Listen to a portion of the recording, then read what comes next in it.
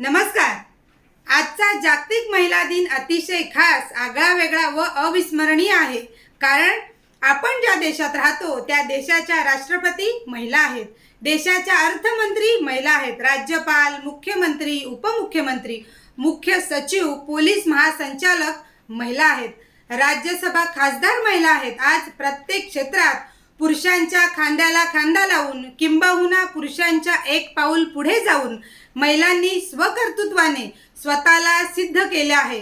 मग ते राजकीय, सामाजिक, शैक्षणिक, संरक्षण, वैद्यकीय क्षेत्र असो किंवा उद्योगधंदे, नोकरी व इतर कुठलेही।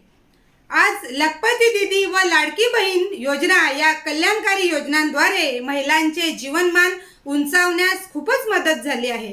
नारी का सम्मान करो वो देश की शान है याप्रमाणे भारतात तसेच महाराष्ट्रात महिलांसाठी हे व्यासपीठ व सुवर्ण संधी निर्माण करून महिलांचा योग्य तो मान, सन्मान व गौरव करण्याचे महत्त्वपूर्ण कार्य आजपर्यंत कोणालाही जे जमले नाही किंवा कोणीही करू शकले नाही ते भारतीय जनता पार्टीने म्हणजेच आपल्या मोदीजींनी व देवाभाऊंनी केले आहे।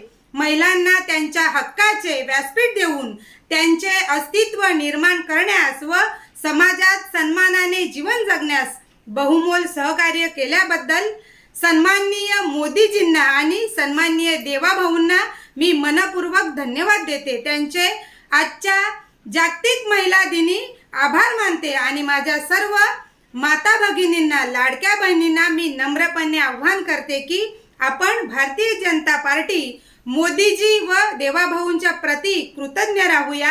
आपणा सर्वांना जागतिक महिला दिनाच्या हार्दिक शुभेच्छा देते।